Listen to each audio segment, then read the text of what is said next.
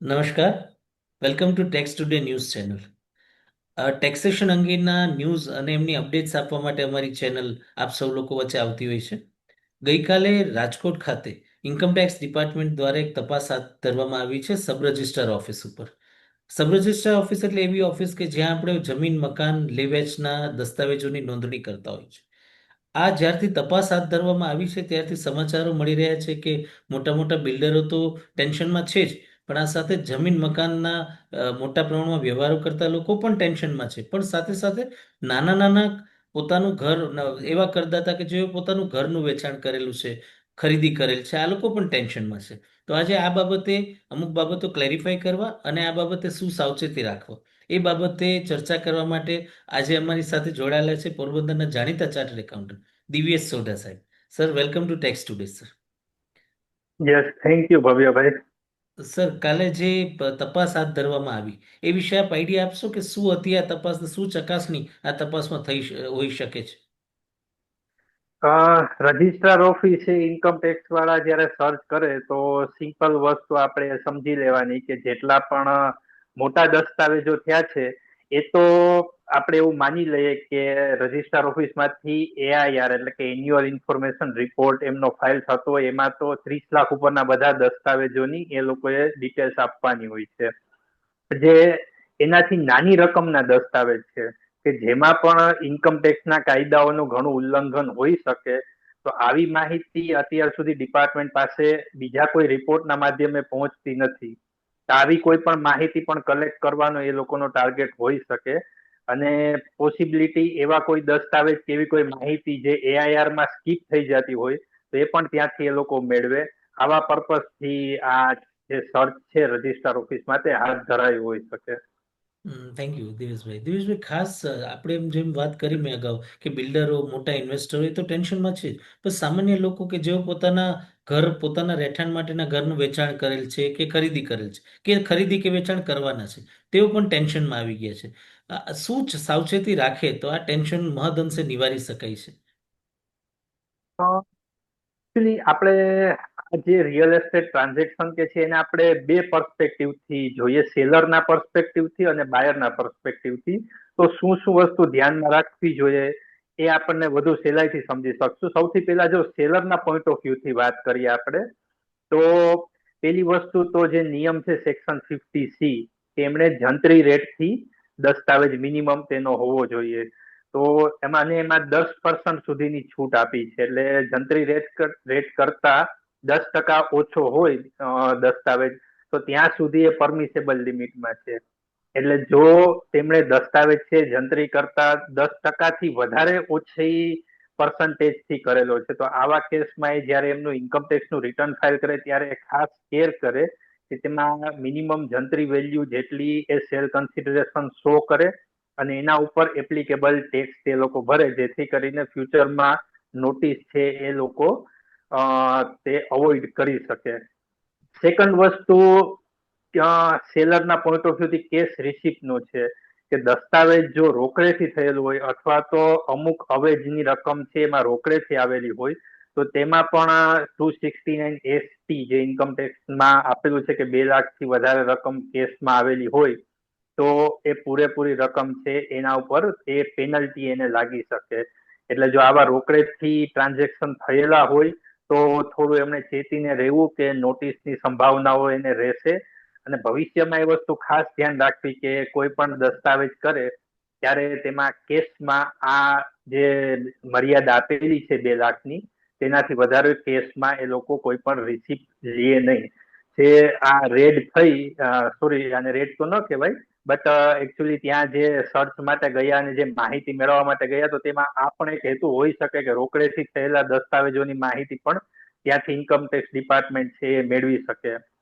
Next વસ્તુ જે ધ્યાનમાં રાખવા જેવી છે સેલરના પોઈન્ટ ઓફ વ્યૂ થી એ છે કેપિટલ ગેઇન કે જે પણ એમણે વેચાણ કર્યું છે તો તેમના ઇન્કમ ટેક્સ રિટર્નમાં એ શોર્ટ ટર્મ હોય કે લોંગ ટર્મ કેપિટલ ગેઇન જે પણ થતો હોય તે પ્રોપરલી એમના રિટર્નમાં રિફ્લેક્ટ કરે અને તેના પર એપ્લિકેબલ ટેક્સ ભરી દે. અને જો જૂના વર્ષોના એના ટ્રાન્ઝેક્શન છે તો હવે અપડેટ મને એ લોકોએ રિટર્નમાં નથી બતાવ્યું તો અપડેટેડ રિટર્ન ઓપ્શન અવેલેબલ છે. હવે પાછલા 4 વર્ષ સુધીના અપડેટેડ રિટર્ન ફાઇલ કરી શકે છે. એટલે જો નથી બતાવ્યું તો હાલની તકે એમની પાસે જો ચાન્સ હોય તો અપડેટેડ રિટર્ન ફાઇલ કરી અને તેમાં બતાવી અને ફ્યુચર નોટિસ થી બચી શકે છે. આ થયું સેલરના પોઈન્ટ ઓફ વ્યૂ થી વાત. હવે બાયરના પોઈન્ટ ઓફ વ્યૂ થી જોઈએ તો જેમ આપણે વાત કરી 50C કે જંત્રી વેલ્યુ કરતા ઓછી કિંમતે દસ્તાવેજ થયો તો સેલરમાં એ રકમ છે એ અવેજ તરીકે ઉમેરાઈ શકે, એને ટેક્સ ભરવો પડે. એવી જ રીતે બાયર માટે પણ જે ઓછી કિંમતે એને ઓછી કિંમત પે કરી છે જંત્રી કરતા, તે એની ઇન્કમ એના રિટર્નમાં એક ગિફ્ટ તરીકે એડ થઈ જશે. એટલે દાખલા તરીકે જંત્રી વેલ્યુ 50 લાખ હોય અને 40 લાખ નો દસ્તાવેજ કર્યો છે તો એ 10 લાખ છે એના રિટર્નમાં એની ગિફ્ટ તરીકે એની ઇન્કમ ટ્રીટ થઈ જશે. એટલે આ વસ્તુ એને ખાસ કેર કરવી કે જો ઓછી વેલ્યુથી કરેલો હોય તો ખુદ જ રિટર્નમાં એને ડિક્લેર કરી જંત્રી વેલ્યુ જે ડિફરન્સની રકમ અને ટેક્સ એપ્લિકેબલ ભરી દેવો જોઈએ. બાકી જ્યારે નોટિસ આવશે ત્યારે વ્યાજ પેનલ્ટી સહિત એને ખૂબ મોટી રકમ ભરવાની જોગવાઈ રાખવી પડે. બીજી ખાસ વસ્તુ બાયરના પોઈન્ટ ઓફ વ્યૂ થી જે જોવાની રહી એ સોર્સ ઓફ ફંડ. એટલે એને જે મકાન કે કોઈ પણ પ્રોપર્ટી ખરીદવા માટે પૈસા ચૂકવ્યા છે તેનો પ્રોપર સોર્સ એની પાસે જે જસ્ટિફાઈ કરી શકે અને એક્સપ્લેન કરી શકે એ સોર્સ હોવો જોઈએ. એ પછી પોતાની મૂડી હોય, સેવિંગ કરેલી, લોન લીધેલી હોય, સગાવાલા પાસેથી લોન લીધેલી હોય, કોઈ પણ સોર્સ હોઈ શકે, પણ તેના પ્રોપર ડોક્યુમેન્ટેશન એને તૈયાર કરીને રાખવા જોઈએ, જેથી કરીને જો મોટી રકમના દસ્તાવેજ હોય અને સોર્સ એને એક્સપ્લેન કરવાનું પૂછવામાં આવે ઇન્કમ ટેક્સ તરફથી તો એ આ વસ્તુ પ્રોપરલી એક્સપ્લેન કરી શકે. નેક્સ્ટ વસ્તુ જે બાયરના પોઈન્ટ ઓફ વ્યૂ થી જે ધ્યાનમાં રાખવાની છે ટીડીએસ એપ્લિકેબલ. એટલે જો 50 લાખ થી વધારેનો રેસિડન્ટ સેલર છે એની પાસેથી જો હોય તો તેના પર જે 1% ટીડીએસ એપ્લિકેબલ છે, ટીડીએસ એને કરી લીધો છે કે નહીં એનો ખાસ કેર કરે. અને જો નોન રેસિડન્ટ સેલર હશે એની પાસેથી ખરીદી કરેલી છે તો તેમાં જે એપ્લિકેબલ એટલે કે જો લોંગ ટર્મ કે હોય તો 12.5% લેખે હવે જે ટીડીએસ એપ્લિકેબલ થાય છે પ્લસ સરચાર્જ અને એજ્યુકેશન છે તો એ રેટથી એને ટીડીએસ એમાં કરેલા છે કે નહીં એ વસ્તુની પણ ખાસ કેર કરવી. અને તેમના એઆઈએસ અને 26AS માં તેમણે ખાસ આ વસ્તુ ચેક કરી લેવી કે આ જે કોઈ પણ એને ટ્રાન્ઝેક્શન કરેલા છે તે તેમાં રિફ્લેક્ટ થાય છે કે નહીં. કેમ કે ઘણી વખત ટ્રાન્ઝેક્શન ઘણા લોકો એટલા કેરલેસ હોય છે કે ટ્રાન્ઝેક્શન કરી લીધા હોય છે પછી એના એમાં નિશ્ચિત થઈ જાય છે કે આમાં કંઈ આવશે નહીં, પણ જ્યારે આવે ત્યારે એમને નથી તો એ રિટર્નમાં બતાવેલું હતું કે નથી એની પાસે પ્રોપર રેકોર્ડ હતો. એટલે અત્યારે એમની પાસે જો ટાઈમ છે કે ઇન્કમટેક્સ ડિપાર્ટમેન્ટ કંઈક તો માહિતી લઈને ગયું છે એમના સુધી પહોંચે એ પહેલા જે કંઈ પણ આવા ટ્રાન્ઝેક્શન કરેલા હોય તેમાં લાગુ પડતું તેમના જે કોઈ પણ ટેક્સ કન્સલ્ટન્ટ કે સીએ હોય તેમની પ્રોપર સલાહ લઈ અને જે કાંઈ પણ લાગુ પડતું એમને કમ્પ્લાયન્સ કરવાનું લાગે એ કરી લે અત્યારથી. Yes Bhavyabhai. Yeah thank you Divyesh, આપે જે કીધું ખાસ તો ગિફ્ટ બાબતે કે જે ખરીદનારને લાગુ પડે છે જંત્રીથી ઓછી વેલ્યુ હમ હોય ત્યારે, અને વેચનાર જ્યારે હમ જંત્રીથી ઓછી વેલ્યુ કરે ત્યારે એને ટેક્સ ભરવાની જવાબદારી જંત્રી આવતી હોય છે. શું આ એક જ વ્યવહારમાં ભૂલ થઈ હોય તો ખરીદનાર અને વેચનાર બંને જવાબદાર બની જશે ટેક્સ ભરવા માટે? યસ, બંને બનશે જવાબદાર, કેમ કે બંને સેક્શન અલગ અલગ છે અને બંને એસએસસી પણ અલગ અલગ છે એટલે બંનેની જવાબદારી આવશે એમાં. એટલે ખાસ તમે વ્યુઅર્સને કહેશું કે આ જે જંત્રી વાળો પોર્શન છે, આ જંત્રીની જે બાબત છે એ ચોક્કસ ધ્યાનમાં રાખી અને પોતાના વેચાણ દસ્તાવેજોની નોંધણી કરાવવી ખૂબ જરૂરી છે. સાહેબ, એ ઉપરાંત એક આપને પ્રશ્ન પૂછી લે કે આપે જે 2 લાખ કે એના ઉપરથી જે રકમ 269ST માં લિમિટ્સ જણાવી, 269SS જે ઇન્કમ ટેક્સની કલમ છે એ હેઠળ શું ધ્યાન રાખવું જોઈએ ખરીદનાર અને વેચનારે? 269SS છે એ પણ લોન નેચરના ટ્રાન્ઝેક્શન માટે છે અને તેમાં સ્પેસિફિકલી એ લોકોએ પ્રોપર્ટીના ટ્રાન્ઝેક્શન ઇન્ક્લુડ કર્યા છે જેને અધર સમ્સના હેઠળ એ લોકોએ કવર કર્યા છે.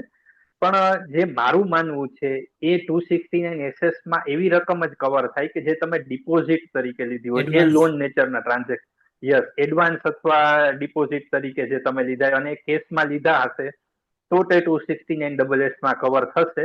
પણ જો તમે ડાયરેક્ટ સેલ ડીડ જ કર્યું છે તેમાં કોઈ ડિપોઝિટ એડવાન્સ કંઈ લીધા નથી અને સેલ ડીડમાં તમે 20,000 2 લાખથી ઓછી રકમ કેશમાં ચૂકવેલી છે એવા સંજોગોમાં રિસિપિયન્ટ છે જે લેનાર છે એને આ 269SS વાળું લાગુ નહીં પડે, પણ 2 લાખની ઉપર જો કેસમાં છે તો 269 માં એને પેનલ્ટીની જોગવાઈ લાગુ પડશે. Thank you. સર, એક ખાસ આપ જે સોર્સની વાત કરતા તમારા દર્શકોને બતાવી દે કે ક્યારે પણ ખરીદનાર કોઈ મિલકત ખરીદી કરે છે તો એનો સોર્સ એટલે કે એનો સ્ત્રોત પોતે આ પૈસા ક્યાંથી કાઢ્યા છે એ દર્શાવવાની પણ એમની જવાબદારી આવતી હોય છે. સાહેબે જેમ આપણને જાણકારી આપી કે એમનું ક્યાંથી તમે આ પૈસે આ મિલકત ખરીદવા માટે ઊભા કર્યા છે એની નોંધ પણ તમારે રાખવી ખૂબ જરૂરી છે. તો આ હતા અમારા ઇનપુટ્સ આ ગઈકાલે જે તપાસ થઈ એ બારેમાં. સાહેબ, એક લાસ્ટમાં અમારા દર્શકોના હિતાર્થે ક્વેશ્ચન કરી લે કે આ બધી બાબતોની ધ્યાન રાખવામાં આવી હોય અને આવું તપાસમાં કદાચ ધ્યાનમાં પણ આવે ઇન્કમ ટેક્સ, તો શું આવા કરદાતાઓએ ડર રાખવાની જરૂર ખરી? ના, ડર રાખવાની જરૂર નથી. કાયદાનું ડર કરતા હું હંમેશા એ સલાહ આપું છું કે તમે કાયદાનું યોગ્ય પાલન કરતા જાઓ. જો યોગ્ય પાલન કરતા હશો તો તમે પેનલ્ટીની જોગવાઈથી ખાસ બચી જશો. કેમ કે અત્યારે એવું થાય કે તમને શરૂઆતના તબક્કે ટેક્સ બચાવ્યો એવી તમને એક લાગણી ફિલિંગ થતી હોય, પણ જ્યારે પણ આવી નોટિસીસ આવે છે અને પછી વ્યાજ અને પેનલ્ટી સાથે ભરવાનું આવે ત્યારે એ રકમ ખાસી મોટી થતી જાય છે. હવે પેનલ્ટી જોગવાઈઓ જે રીતે એ લોકોએ મોટી કરી નાખી છે, એટલે ડરવાની જરૂર નથી. પણ જે કંઈ પણ નોન કમ્પ્લાયન્સ હોય તો એનું તમે યોગ્ય અને ટાઈમલી કમ્પ્લાયન્સ કરી દો. Thank you. સાહેબ, આપને જે આપે એટલે જે ગાઈડન્સ આપ્યું એમાં માન્ય તો એ છે કે સાવચેતી જ એમાં સલામતી છે અને ખાસ કરીને સ્થાવર મિલકત સાથે જે વ્યવહારો થાય છે એ વ્યવહારો કરવામાં ખૂબ ધ્યાન રાખવું જરૂરી છે. આમાંની કોઈ સેક્શન્સને જો ભંગ કરવામાં આવે તો કારણ કે આ ઓલરેડી દસ્તાવેજ આપનો સબ રજિસ્ટ્રાર કચેરી પાસે નોંધાયેલ છે, આમાં બહુ હલનચલન કરવાની તક કરદાતા પાસે રહેતી હોતી નથી. તો ટેક્સ ટુડેના આજના એપિસોડ થકી અમે આજ આશા રાખશું કે તમામ કરદાતાઓ પોતાની સ્થાવર મિલકત અંગેની જે જવાબદારી છે એ યોગ્ય રીતે સમજે અને એનું પાલન કરે. દિવસભાઈ, થેન્ક યુ વેરી મચ કે તમે આટલા જલ્દી અમને આ બાબતે માર્ગદર્શન આપવા માટે અમારી ચેનલ ઉપર હાજર થયા. Thank you very much, sir. મને આ થેન્ક તક યુ. આપી એ બદલ ટેક્સ સ્ટુડિયોનો ખૂબ ખૂબ આભાર. Thank you. અને અમે અમારા દર્શકોને ખાસ કહેશું કે જો આ વિડીયો આપને ઉપયોગી લાગ્યો હોય તો પ્લીઝ શેર કરશો, જેથી આપના મિત્રો, આપના સગા સંબંધીઓ આ બાબતે જાણકારી મેળવી અને આપ કોઈ પણ આગળના પ્રોબ્લેમ્સથી બચી શકે એમ છે. જો આપે અમારી ચેનલ સબસ્ક્રાઇબ ન કરી હોય તો પ્લીઝ ચેનલ સબસ્ક્રાઇબ કરજો અને બાજુનો અપડેટ બટન દબાવશો, જેથી આપને અમારી અપડેટ્સ રેગ્યુલર મળતી રહે. Thank you very much.